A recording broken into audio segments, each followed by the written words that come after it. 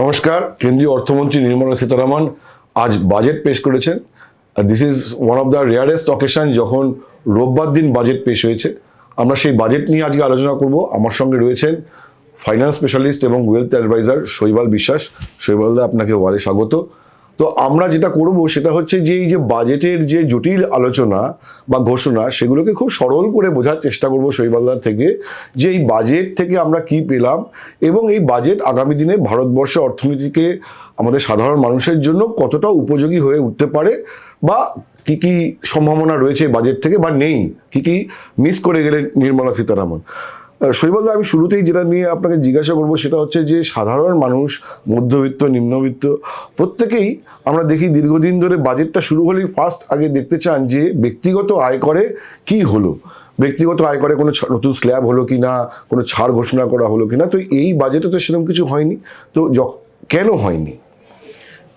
দেখুন, এক তো হচ্ছে আগের বছর অলরেডি সীতারামনজি এই পোর্শনটাকে কভার করেছিলেন, অর্থাৎ 12 লাখ পর্যন্ত ফ্রি, 75,000-এর স্ট্যান্ডার্ড ডিভিয়েশন আছে। তো আমার মনে হয় এই বছর আর ফার্দার এক্সপ্যানশন পসিবল নয়, কারণ ওই ট্যাক্স কালেকশনও তো ইম্পর্টেন্ট। দেশের যদি অন্য জায়গাগুলোকে ঠিক রাখতে হয় তাহলে ট্যাক্স কালেক্ট করেই সেই খরচাগুলো করতে হবে গভর্নমেন্টকে, সেহেতু আনলিমিটেড পোর্শন ধরে করে যাওয়া সম্ভব নয়। দ্বিতীয় হচ্ছে যে এক্সপেকটেশন হয়তো গভর্নমেন্টের ছিল যে এই ছাড়টা দেওয়ার পর হয়তো মানুষ কনজামশন বাড়াবে, কিন্তু এখনও পর্যন্ত সেই কনজামশনের কোনো স্পার্ট দেখা যায়নি রিয়েলিস্টিক্যালি। সেই জন্য আমার মনে হয় গভর্নমেন্ট ডিসাইড করেছে যে হয়তো আরেকটা বছর দেখা যাক যে কি হতে চলেছে, এবং অলরেডি তো এটা দেয়া হয়েছিলই, সেই জন্য নতুন করে আর কোনো ছাড় এখানে আনা হয়নি এবছর। যে এই যে নিউ ট্যাক্স অ্যাক্ট 1 এপ্রিল থেকে শুরু হবে, এবং আপনি যেটা বললেন যে গত বছর অলরেডি ছাড় দিয়েছিল, এবং সরকার ভেবেছিল যে মানুষ এই যে ছাড়ের টাকাটা পেল সেটা মানুষ খরচ করবে এবং বাজারে টাকার যোগান বেড়ে যাবে, তার ফলে কনজামশন বাড়বে, মানুষের ভোগ বেড়ে যাবে। সেইটা হলো না কেন? এটা একটু কন্ট্রোভার্সিয়াল, বাট আমি এটা বলতে বাধ্য হচ্ছি যে হয়তো আমরা এখনো বুঝে উঠতে পারিনি ভারতবাসীরা কিভাবে চলে। এমন নয় আমেরিকার মতো যে যেই আপনি টাকা হাতে ঢেলে দেবেন সে সব খরচা করে দেবে, ক্রেডিট কার্ডে খরচা করবে ইত্যাদি। আমার মনে হয় যখন আপনি এক্সট্রা টাকা ঢেলে দেবেন ভারতীয়দের হাতে, আর ভারতীয়রা মনে করে যে এখনও ঠিক চাকরি স্থিরতা নেই, একটু ডামাডোল চলছে, ভারতীয়রা কিন্তু সেভিংস এবং ইনভেস্টমেন্ট করবে। চট করে টাকা ঢেলে দিলেই কনজিউম করে ফেলবে এরকম কিন্তু নয়। হয়তো জেনজিরা কিছু তো নতুন এসছে যারা, তারা হয়তো কিছু খরচা বাড়াচ্ছে, কিন্তু তাদের হাতে তো বিরাট টাকা নেই। যে মধ্যবিত্তর হাতে বিরাট টাকা আছে বা ভালো মতো টাকা আছে, তারা কিন্তু কনজামশনের উপর জোর না দিয়ে তার সেভিংস আর ইনভেস্টমেন্টের উপর জোর দিয়েছে। সেই জন্যেই ওই গ্যাপটা কিন্তু রয়েই গেছে। আপনি যেটা বললেন শৈবালদা, সেটা হচ্ছে যে মানুষ খরচা করছে না, এবং আমরা দেখেছি যে ভারতবর্ষের মানুষ একটু রক্ষণশীল, তারা হচ্ছে যে স্মল সেভিংস বা দীর্ঘমেয়াদী সিস্টেমেটিক ইনভেস্টমেন্টের দিকে ঝোঁকেন। এবং আপনি বলেন জেনজি মধ্যে একটা খরচ করার প্রবণতা দেখা যাচ্ছে, কিন্তু জেনজির মধ্যে তো অ্যাকচুয়ালি যে কাজের যে সুযোগ তৈরি হচ্ছে তার মধ্যে আমরা দেখতে পাচ্ছি যে মানে স্ট্রাকচার্ড কাজ বা অর্গানাইজ সেক্টরে কজন কাজ পাচ্ছেন? Mostly gig workers. এই যে সুইগি জোম্যাটো নিয়ে বেরিয়ে পড়ছে, কোনোদিনও 300 টাকা রোজগার হচ্ছে, কোনোদিন 400 টাকা, তাদেরও কাজের অনিশ্চয়তা রয়েছে। একদমই তাই। সেহেতু আমরা যে বলছি অর্গানাইজ সেক্টরে যে কাজ আপনি পাবেন সেটার দায়িত্ব কার? গভর্নমেন্ট কি সব অর্গানাইজ সেক্টরে চাকরি জোগাড় করে দেবে? পারবে না। গভর্নমেন্ট ইনফ্যাক্ট চাইছে যত চাই ওই রেসপন্সিবিলিটি দিয়ে উদ্ধার পেতে, সেহেতু ওই সেক্টরের রেসপন্সিবিলিটি কিন্তু কর্পোরেটের, কিন্তু কর্পোরেট এই রেসপন্সিবিলিটি পুরোভাবে নেয়নি। অর্থাৎ কর্পোরেট নতুন কোনো এক্সপ্যানশন করেনি, নতুন যে চাকরির নতুন তৈরি করেছে এমনও হচ্ছে না।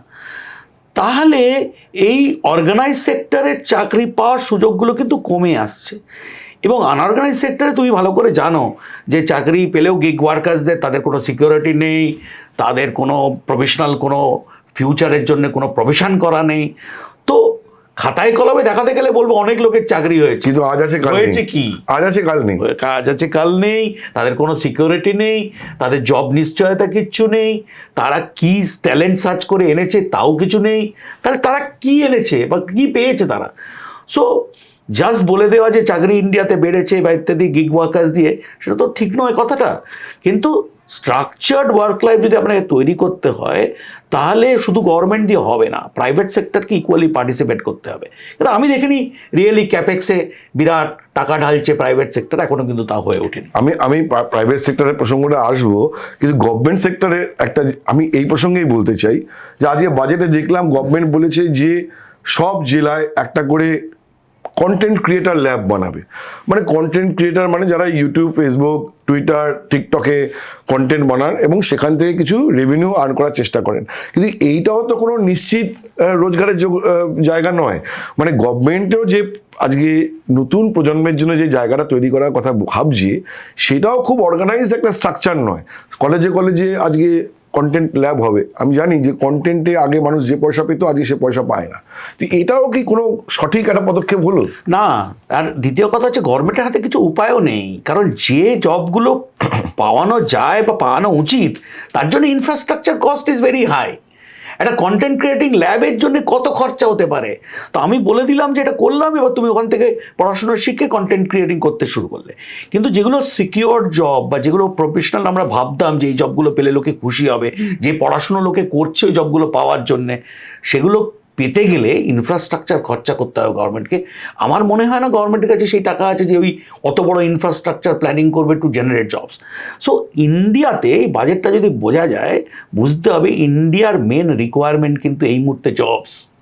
তাহলে সেই যে জব নেই। এবং আমি আজকে এখন আপনাকে সেই কর্পোরেটের প্রসঙ্গে আসছি, যে গতবার বাজেটে আমরা দেখলাম যে কর্পোরেট ট্যাক্স 30% থেকে কমিয়ে 25% করে দেওয়া হলো, যাতে করে যে কর্পোরেট আরও বেশি করে ক্যাপিটাল এক্সপেন্ডিচার করে, মূলধন খাতে ব্যয় বাড়ায়, যাতে করে নতুন কর্মসংস্থানের সুযোগ তৈরি হয়। কিন্তু সেটা কি হলো? হলো না। তো কেন হলো না? হলো না, তার কারণ হচ্ছে তারা এখন দেখাচ্ছে ব্যালেন্স শিট। তারা বলছে যদি ডিমান্ড না হয় তাহলে আমি ক্যাপেক্স করে করব কি? আমাকে তো শেয়ার হোল্ডারকে পরে বোঝাতে হবে যে আমি কেন এই ক্যাপেক্সটা করলাম যখন আমার ডিমান্ডই ছিল না।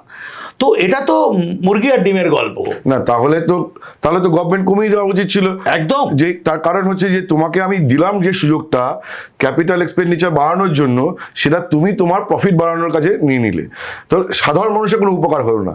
তাহলে সরকার আজকের বাজেটে কেন বোল্ড ডিসিশন নিতে পারলো না যে কর্পোরেটকে করতেই হবে, আমার মনে হয় নাহলে কর্পোরেট ট্যাক্স আমি আমার মনে হয় কর্পোরেটকে চটাতে চায় না, কিন্তু আলটিমেটলি দেখতে গেলে যদি দিনের পর দিন, বছরের পর বছর 25% ট্যাক্সে একটা কর্পোরেট রান করছে, যেখানে জেনারেল ইন্ডিভিজুয়ালদের ট্যাক্স তার থেকে বেশি কোন দেশে হয় তা, সেটাই। এবার তাই যদি হয় তাহলে আমাকে বলতে হবে যে তোমাকে বাড়িয়ে দেওয়া উচিত ছিল তার ট্যাক্সেশন, ওর একটা কম্পালসিভ স্টেটমেন্ট নাও তার থেকে যে দিনের মধ্যে আমি এই করতে রাজি আছি। তা না হয়ে থাকে তাহলে দিনের পর দিন এইভাবে চলবে।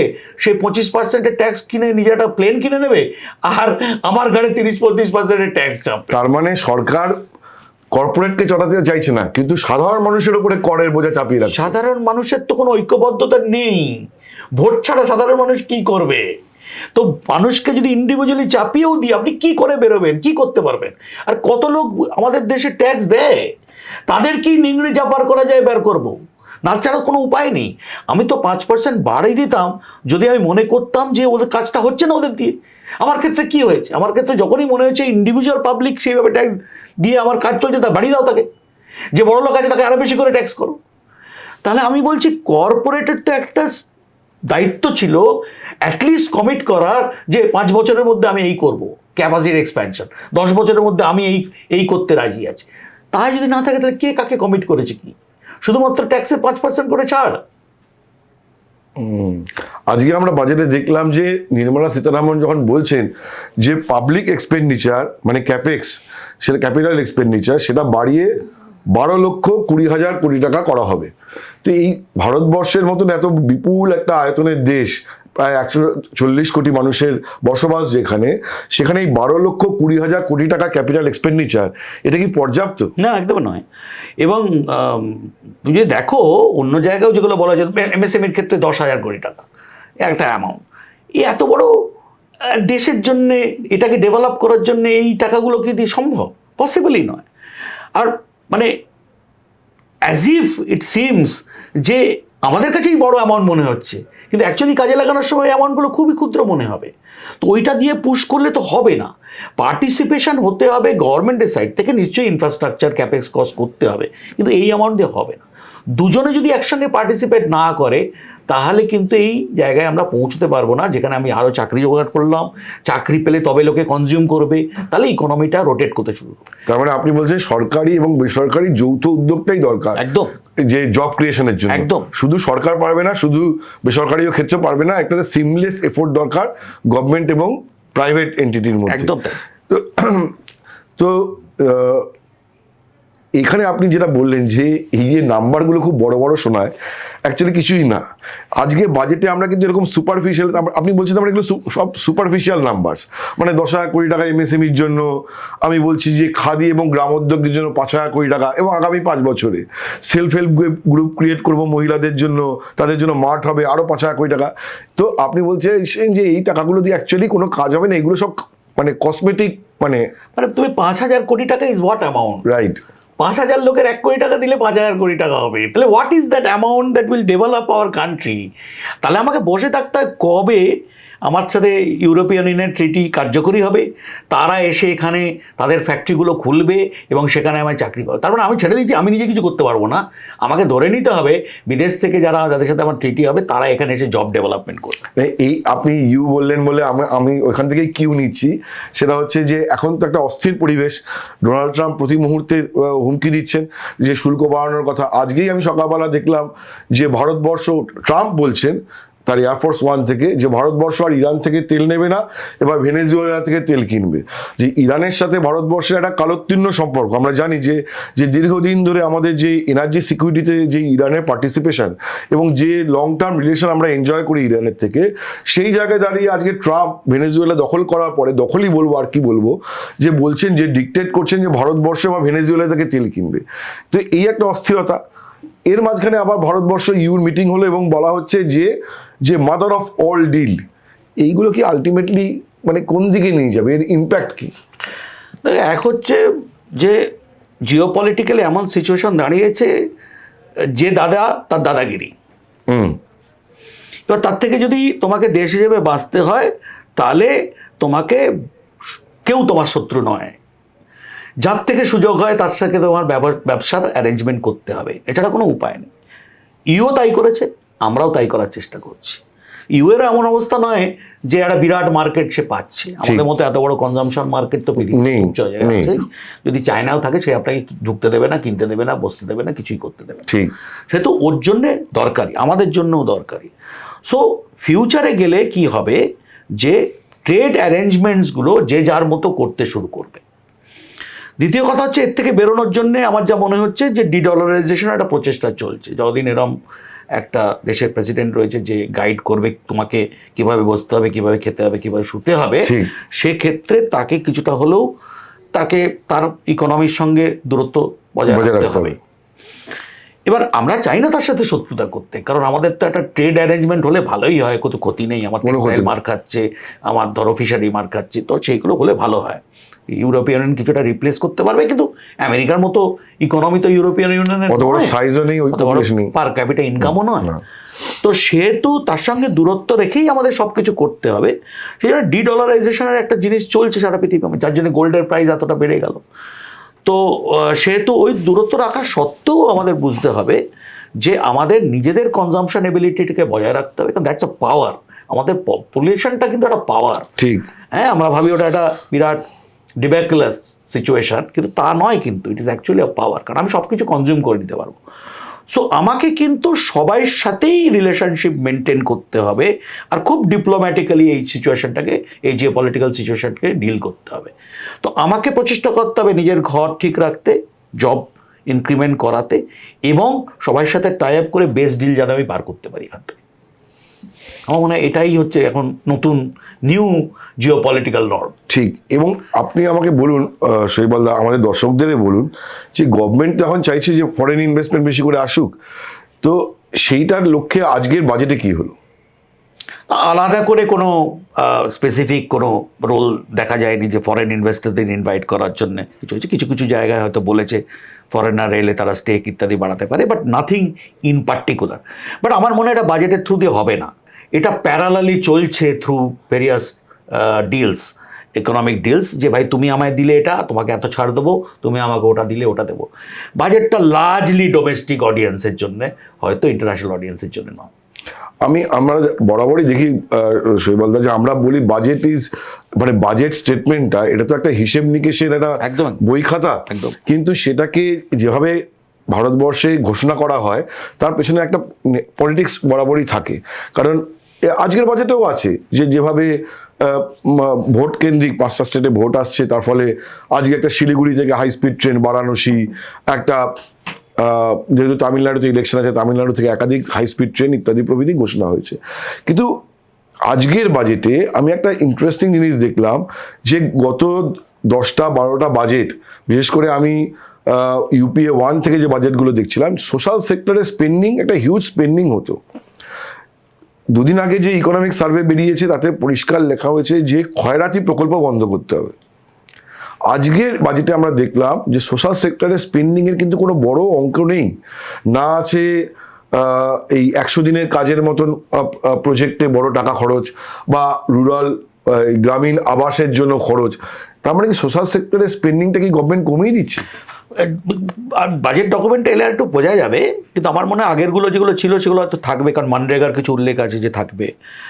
বাট সোশ্যাল স্পেন্ডিং এমন যেন না হয়ে যায় যে ক্ষয়রাতি, তুমি যেটা বল, ওগুলো কিন্তু অনেকটাই দেখা যাচ্ছে যে ওয়েস্টে চলে যাচ্ছে। ওই টাকাগুলো প্রিলিফারেজ হয় এবং ওই টাকাগুলো ঠিক হাতে লোকে পৌঁছেও না, এবং স্থায়ী সম্পদ তৈরি হয় না। তাই তোমার তো একদমই হয় না। এবং এটাও তুমি ক্লিয়ার নয় যে পাচ্ছে তার দরকার আছে কি নেই। ঠিক। হ্যাঁ, মানে সে তো পাচ্ছে বলে সে বসে খাচ্ছে, মানে যার নেই, যার আছে সেও লাইনে দাঁড়িয়ে পড়ছে, সেও পাচ্ছে। তো ওগুলো অনেক টাকা পেরিফেরেজ হয়, ওয়েস্টেজ হয়। যদি সোশ্যাল সেক্টরে কিছু করতেই হয় তো খুব স্পেসিফিক হতে হবে, তার স্ট্যাটিস্টিক্সগুলো ভেরি ক্লিয়ার থাকতে হবে, ডিমার্কেট করতে হবে যে কারা। আমি একদমই পক্ষে যে গরিবকে আপলিফ্ট করার জন্য সোশ্যাল স্পেন্ডিং করার দরকার, কিন্তু দেখা গেছে বা দেখা যাচ্ছে এটা জেনারিক হয়ে গেছে for getting political mileage and vote. সেটা যেন না হয়ে যায়। সেটা হয়ে গেলে কিন্তু লার্জ পোর্শন অফ স্পেন্ডিং, যেটা হয়তো পাবলিক স্পেন্ডিং হতে পারত, সেটা কিন্তু ওয়েস্টেজ হয়ে যাচ্ছে অনেক জায়গায়। আমি পক্ষে একদম যে সোশ্যাল সেক্টরে স্পেন্ডিং করা উচিত, গরিবদের আপগ্রেড করা উচিত, তাদের পড়াশোনা শেখানো উচিত, তাদের জন্য ব্যবস্থা রাখা উচিত, কিন্তু প্রিলিফারেজ যাতে না হয়ে যায়, অন্যায় হাতে যেন সেই টাকাগুলো অন্য জায়গায় চলে না, বা যেটা সেগুলো যেন সংগঠিতভাবে হয়। যেমন রুরাল হেলথ ইনফ্রাস্ট্রাকচার বাড়ানো, গ্রামের রাস্তা বাড়ানো, এডুকেশন সেন্টার তৈরি করা, তাতে কিছু যদি জব ক্রিয়েশনও হতে পারে, যে এই ইনফ্রাস্ট্রাকচার বাড়ানোর জন্য গ্রামে স্কুল হলে কিছু লোক কাজ পাবে, গ্রামে স্বাস্থ্যকেন্দ্র হলে কিছু লোক কাজ পাবে, কিন্তু সেটা যেন ক্ষয়রাতির মতো না হয়। এবং আমরা জানি যে 100 দিনের কাজের প্রোগ্রামটা যেমন খুব একটা কালোজয়ী ব্যাপার ছিল, মাইলস্টোন, কারণ মানুষকে বলা হয়েছিল যে কাজের অধিকার দেওয়া, আইনি স্বীকৃতি দেওয়া হলো। কিন্তু এটা নিয়ে সেই সময় একটা ডিবেট ছিল যে এটা তো কোনো স্কিল লেবারের জন্য কাজ নয়, মাটি কাটা এবং রাস্তা বানানো, সেই মাটি পরের বৃষ্টিতে ধুয়ে যাচ্ছে, আবার তাকে টাকা দেওয়া হচ্ছে মাটি। তো সেইটা যদি বন্ধ করে আজকে যদি একটা পার্মানেন্ট অ্যাসেট ক্রিয়েশনের মতো কোনো কাজ হয়, তাহলে আপনি বলছেন যে সেটাও ভালো, এবং তাকে স্কিল ডেভেলপ করো যাতে সে ফিউচারের জন্য এমন একটা স্থায়ী কাজ পেতে পারে যেটা তার চলবে, তখন আর তার দরকার লাগবে না ওই টাকাটা, 100 দিন কাজের টাকাটা লাগবে না। ইন্ডিয়াতে গরিব আছে, সোশ্যাল সেক্টরে স্পেন্ডিংয়ের দরকার আছে। আমি শুধুমাত্র বলছি সেটা যেন ওয়েস্টেড না হয়ে যায়, ঠিক লোক যেন পায়, এবং তাদের ডেভেলপ করো যাতে ফিউচারে গিয়ে তারা স্বনির্ভর হতে পারে। That's important. ঠিক ঠিক। আজকে শৈবালদা আমরা যেটা দেখলাম, একটা এগুলো তো সাধারণ মানুষের সঙ্গে জড়িত প্রশ্ন গেল, এর পরেরটাও তাই। সেটা হচ্ছে যে বাজেটের পরেই সেন্সেক্সে ধস নামতে দেখেছি, প্রায় 1000 পয়েন্ট পড়ে গেছে। আমি অতীতেও দেখেছি পার্লামেন্টে যেই বাজেটটা পড়া শেষ হতো, প্রণববাবুকে দেখতাম যে বাজেট পড়া শেষ করেই প্রথম ইন্টারভিউটা দিতেন হচ্ছে দূরদর্শনকে। কিন্তু এই যে লোকসভা থেকে পার্লামেন্ট লাইব্রেরি যেখানে গিয়ে ইন্টারভিউটা দিতেন, এই হাঁটার মাঝখানটাতে উনি তার সেক্রেটারিকে জিজ্ঞাসা করতেন, আচ্ছা সেন্সেক্সের কী অবস্থা, নাম্বারগুলো জেনে নিতেন। তো ফাইন্যান্স মিনিস্টার সবচেয়ে বড় উদ্বেগ থাকে যে তার বাজেট পড়ার পরে যে মার্কেট কিভাবে রেসপন্ড করছে। আজকে দেখলাম মার্কেট কিন্তু ভয়াবহ রেসপন্ড করেছে, এবং একটা শার্প আমি একটা পতন দেখতে পাচ্ছি, প্রায় 900% পয়েন্ট বা 1000 পয়েন্ট পড়ে গেছে। এই বিষয়টা আমরা শৈবালদার কাছ থেকে জেনে নেবো যে কেন, কী কারণে এটা হয়েছে। দেখুন, আমার মধ্যে মেজর কারণ ছিল মার্কেট কিন্তু জানতো যে বিরাট কিছু এবছর হবে না, কারণ আগের বছরই অলরেডি মিডল ক্লাসকে একটা ছাড় দেওয়া হয়েছিল। তো মার্কেট খুশি থাকতো যদি কিছুই না করা হতো। হ্যাঁ, স্ট্যাটাস কো যদি কিছু করা হতো তাহলে তো মারাত্মকভাবে রিয়্যাক্ট করতো আপসাইডে, কিছু না করলেও রিয়্যাক্ট করতো না। কিন্তু যেটা করা হলো যে এসটিটি বাড়ানো হলো ফিউচার্স অ্যান্ড অপশানসের জন্যে, যে মার্কেট 1.5 বছর ধরে অন্য প্রত্যেকটা ইন্টারন্যাশনাল বড় মার্কেটের তুলনায় আন্ডার পারফর্ম করেছে, তার জন্যে এটা বোধহয় ঠিক রাইট টাইম ছিল না এটা বাড়ানোর। আর কত বড়ই বা মার্কেট ফিউচার্স অপশানসে, তবু এগুলো সিগন্যালিং হয়। ইনভেস্টাররা বুঝতে চায় যে গভর্নমেন্টের মনোভাব কী। গভর্নমেন্ট যদি খুব ফ্রেন্ডলি হতো তাহলে গভর্নমেন্ট বলতে এবছরটা থাক, এটা বাড়ি আর কী করবো, ক্যাপিটাল মার্কেট আমার চলেনি লাস্ট 1.5-2 বছর ধরে, সবাই মার্কেটে সোনার উপরই একমাত্র চলেছে, আর সোনার উপর কন্ট্রোল আমাদের হাতে কারোর হাতে নেই, সে ইন্টারন্যাশনাল কমোডিটি আইটেম। তো সেহেতু আমার মনে হয় that has reacted negatively overall মার্কেটের জন্য। মার্কেট সঙ্গে সঙ্গে রিয়্যাক্ট করেছে, এবং মার্কেট এমন জিনিস যে সঙ্গে সঙ্গেই রিয়্যাক্ট করে। যতক্ষণ পর্যন্ত ওনার স্পিচ চলছিল মার্কেট কিন্তু ফ্ল্যাটিশ ছিল, যে ওনার স্পিচটা শেষ হলো মার্কেট পড়ে। এই আপনি আপনার কথা সূত্র ধরেই বলছি, আপনি একটা বললেন যে সোনার উপর, আমি গত কয়েকদিন ধরে আমরা যে ফ্লাকচুয়েশন দেখছি এবং মানুষের আগ্রহ আছে, সাধারণ মানুষের বিয়ের মরশুম চলছে, সোনা কিনতে গিয়ে মানুষের তো মানে নাস্তানাবুদ অবস্থা। তো আজকে সকালেই দেখা গেল যে সোনার দামটা কিছুটা পড়েছে, প্রায় 16,000 টাকা কমে গেছে, কিন্তু প্রায় 1.5 লাখ টাকা পৌঁছে গেছিল। আর রূপোর দামের তো একটা অস্বাভাবিক গ্রোথ, এই গ্রোথ মানে হালফিলে ভারতবর্ষে এই গ্রোথ কোনো স্টকে কোথাও কোনো ফান্ডে এই গ্রোথ হয়নি। তো এইটা আগামী দিনে কোন দিকে যেতে চলেছে শৈবালদা যদি বলেন? দেখো, দুটো জিনিস, সোনা আর রূপোকে আলাদা আলাদা করে বিশ্লেষণ করি। রূপোর একটা বাজারে চাউট ছিল যে রূপোর একটা ইন্ডাস্ট্রিয়াল ইউজ তৈরি হচ্ছে, যে ইভিতে ইউজ হবে ইত্যাদি ইত্যাদি। এমন ইউজ তো নয় যে এই রেটে বেড়ে যেতে পারে। তো আমার ধারণা যে রূপো ডিমান্ড অ্যান্ড সাপ্লাইকে এইভাবে একটা আনরিজনেবল একটা লেভেলে নিয়ে যাওয়া হয়েছে, যে ডিমান্ড খুব হাই হয়ে গেছে, রূপোর এমনি সাপ্লাই খুব কম, তার মধ্যে চায়না এক্সপোর্ট আটকে দিয়েছে রূপোর। তো সেক্ষেত্রে আমার মনে হয় রূপো এক্সট্রিমলি ইনফ্লেটেড। এই পরিস্থিতিতে এই ডিডাকশন হওয়ার পরও ইনফ্লেটেড আছে। সোনার গল্পটা একটি আলাদা। সোনার ইস্যুটা হচ্ছে যে সেন্ট্রাল ব্যাংকরা সবাই সোনা কিনছে, কারণ তাদের মনে হচ্ছে ডিডলারাইজেশন করার জন্যে ডলারের বদলে বা ডলার ইউএস ট্রেজারি বন্ডের বদলে সোনা কিনে রাখা বোধহয় বেটার অপশন। এমন হলো তো আপনি তেল নেবেন, ঠিক আছে, আপনি তেল নিন, আমি সোনা দিচ্ছি আপনাকে। ঠিক, সোনা অ্যাজ আ ট্রেডিং মেকানিজম, কারণ নতুন তো আর কোনো কারেন্সি নেই, ইউরো অত স্ট্রং নয় সারা পৃথিবীতে, dollar was the largest currency. সেই দিক থেকে দেখতে গেলে, সেই দিক থেকে দেখতে সোনা কিন্তু সেন্ট্রাল ব্যাংকরা কিনছে, ইন্ডিয়াও কিনেছে, চায়নাও কিনেছে, অন্য অনেক দেশই কিনেছে, এখনও হয়তো আরও কেউ কিনবে। তো সোনা হয়তো পড়ার পর আবার একটু একটু করে দিকে দিকে করে বাড়বে, কিন্তু আমার মনে হচ্ছে রূপো দেখে মনে হচ্ছে যথেষ্ট ইনফ্লেটেড আছে এই মুহূর্তে। শৈবালদা, আমার আপনার কাছে আজকের শেষ প্রশ্ন, সেটা হচ্ছে যে যেটা আপনারও খুব স্ট্রং জায়গা, এখানে তো আমি আর মাঝখানে কোনো কথাই বলবো না, সেটা হচ্ছে যে আমরা ওভারঅল একটা স্ট্যাটাস করেই দেখতে পাচ্ছি, কিন্তু সাধারণ মানুষকে যেটা যে বললেন না যে আজকে তো দুম করে পরিবর্তন হয়ে যাবে না আমাদের অভ্যেস, আমাদের সংস্কৃতি, যেখানে স্মল সেভিংস, সিস্টেমেটিক ইনভেস্টমেন্ট আমাদের মধ্যে প্রায় ঢুকেই গেছে, শিক্ষিত অংশ তো বিশেষ করে বটেই। তো আজকের বাজেটের পরে সাধারণ মধ্যবিত্ত চাকুরিজীবী মানুষ বা যারা ছোট ব্যবসা করেন, তাদের কিভাবে সঞ্চয়, বিনিয়োগ, তারা কিভাবে হাঁটবেন, তারা কোন পথে যাবেন, তারা গোল্ডে ইনভেস্ট করবেন কিনা, তারা রূপোতে ইনভেস্ট করবেন কিনা, এটা যদি একটু আপনি বিস্তারিত বলেন। হ্যাঁ, তো আমি বলি এই যে বাজেট তো আসবে যাবে, আমাদের প্রত্যেকের নিজস্ব একটা ভবিষ্যৎ আছে, নিজস্ব একটা গোল আছে। আমার ছেলে কবে পড়তে যাবে, আমার কবে রিটায়ারমেন্ট হবে, এগুলো আমার গোল। তো সেই জন্য আমাকে কিন্তু শুধুমাত্র বাজেট দেখলে হবে না, আমাকে কিন্তু আমার প্রসেস অফ জমানোর প্রসেসটা চালু রাখতে হবে। এবার আমি বিশ্বাস করি যে কোনো পার্টিকুলার অ্যাসেট ক্লাসটা বেড়ে গেছে বলে তাকে অতিরিক্ত হোল্ড করে নিলাম, কোনো অ্যাসেটটা কমে গেছে বলে তাকে এক্সট্রিমলি হোল্ড করে নিলাম, এইভাবে না করে অ্যাসেট অ্যালোকেশন করা উচিত। যে আমার টোটাল 4-5টা অ্যাসেট ক্লাস আছে যেগুলো আমাকে আমার গোলের দিকে নিয়ে যেতে পারে, তার একটা বিশ্লেষণ করা উচিত যে এতদিন আমার বাকি আছে এবং এই টাকাটা রাখলে আমি এতদিন বাদে এই টাকা পেতে পারি এবং সেটা আমার গোলের জন্য যথেষ্ট। সেইভাবে অ্যাসেট অ্যালোকেশন করে চলা উচিত। তবে আমরা যদি খুব বেসিক লেভেলে বলি, তাহলে গোল্ড আমরা বলি 10%-এর বেশি গোল্ডের থাকার কথা নয়। এবার ধরো গোল্ড যদি 10%-এর বদলে 30 হয়ে গিয়ে থাকে বিকজ প্রাইস বেড়েছে বলে, তাহলে কোনো সময় প্রফিট বুক করে 20 কমিয়ে নেওয়া উচিত। আচ্ছা, কারণ এইভাবেই প্রসেসটা চালু হওয়া উচিত, তাতে কি তোমার রিস্কটা কন্ট্রোল থাকবে। 30 হয়ে গেল আবার 5 হয়ে গেল, তাহলে তো মুশকিল। তো আমাকে ওইভাবে কন্ট্রোল করতে হয়। তো two cut a long story short, আমাদের উদ্দেশ্য হচ্ছে আমার গোলকে মিট করা। কিভাবে মিট করব তার অস্ত্র 3-4টে আছে আমার হাতে: gold, commodities, gold silver, debt, স্থায়ী আমানত, ফিক্সড ডিপোজিট, ইকুইটি মার্কেট নির্ভরশীল বা রিয়েল এস্টেট। এই 4টে দিয়ে আমাদের মোটামুটি তৈরি হয়। সেইভাবে অ্যাসেট অ্যালোকেশনের ওয়েটেজ দিয়ে বা যে ওয়েটেজটা আমার জন্য কারেক্ট আমার রিস্ক ক্যাপিটাইট অনুযায়ী সেগুলো তৈরি করে গোলের দিকে এগিয়ে যেতে হবে। বাজেট কিন্তু আসবে যাবে, বাজেটের জন্যে সামান্য মডারেশন হতে পারে, মডিউলেশন হতে পারে, কিন্তু বাজেটের জন্য যে আমার ওভারঅল প্ল্যানিং একদম ডিস্টার্ব হবে তা কিন্তু নয়। কারণ আলটিমেটলি আমার গোল কিন্তু আমার গোলই। ঠিক। আপনার কথা থেকে আর একটা লাস্ট নিচ্ছি প্রশ্ন, সেটা হচ্ছে যে আপনি রিয়েল এস্টেটের কথা তুললেন বিনিয়োগের প্রশ্নে।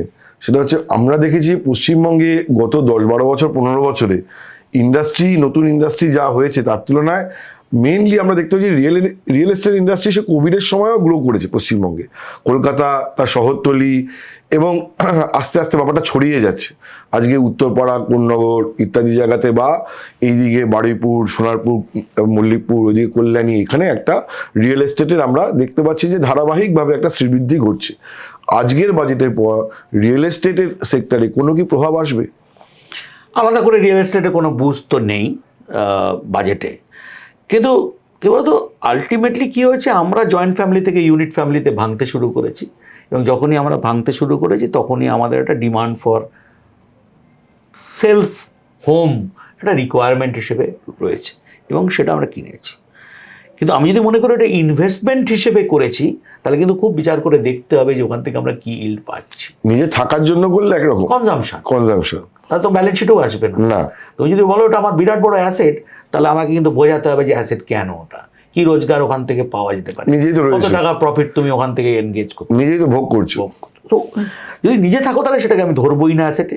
যদি তুমি বলো আমার সেকেন্ড একটা বাড়ি আছে, তাহলে আমি সেটাকে ধরবো, কিন্তু ধরলে আমাকে বোঝাতে হবে যে অত বড়, নর্মালি বাড়ির ইনভেস্টমেন্ট একটু বড় সাইজে হয়, মানে কম্পেয়ার টু একটা ফিক্সড ডিপোজিট করা কি কম্পেয়ার টু একটা মিউচুয়াল ফান্ডে এসআইপি করার থেকে তো সাইজ বড় হয়। এবার আমি যদি লোন নিয়ে করে থাকি তার একটা ইল্ড আলাদা বেরোবে, আমি যদি লোন না নিয়ে করে থাকি তার একটা ইল্ড আলাদা বেরোবে, কিন্তু আমাকে বোঝাতে হবে যে ওই ইল্ডটা আমার জন্য যথেষ্ট ভালো। অঙ্ক না করলে কিন্তু এগুলো বেরোবে না।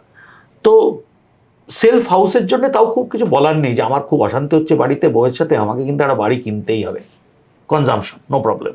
কিন্তু সেকেন্ড বাড়িটা যখন কিনছি যেটা আমার কিন্তু একটা ইনভেস্টমেন্ট, তাহলে কিন্তু বোঝাতে হবে অঙ্কের হিসেবে কী হচ্ছে। ঠিক। আমি শেষ করার আগে একটা অ্যানেকডোটই বলি যে প্রাক্তন অর্থমন্ত্রী অরুণ জেটলি মারা গেছেন, কিন্তু অরুণ জেটলির খুব পছন্দের ছিল ওয়ান লাইনার, যে কোনো কিছুতে একটা লাইনে সাম আপ করা। আজকে আমি শৈবালদাকে জিজ্ঞাসা করব যে এই গোটা বাজেট যে নির্মলা সীতারামন প্রায় 1 ঘন্টা 10 মিনিট ধরে পড়লেন, তারপরে উনি কিভাবে ওয়ান লাইনে সাম আপ করবেন। আমার মনে হচ্ছে যে এই বাজেটটা কিছু কিছু লুপ হোলস ছিল সেগুলোকে ক্লোজ করেছে, কিন্তু বাকিটা বোধহয় আমাদের জন্য রেখে গেছেন যে প্রাইভেট সেক্টরকে ওই এফার্টটা দিলে হয়তো ইমপ্রুভমেন্ট হবে।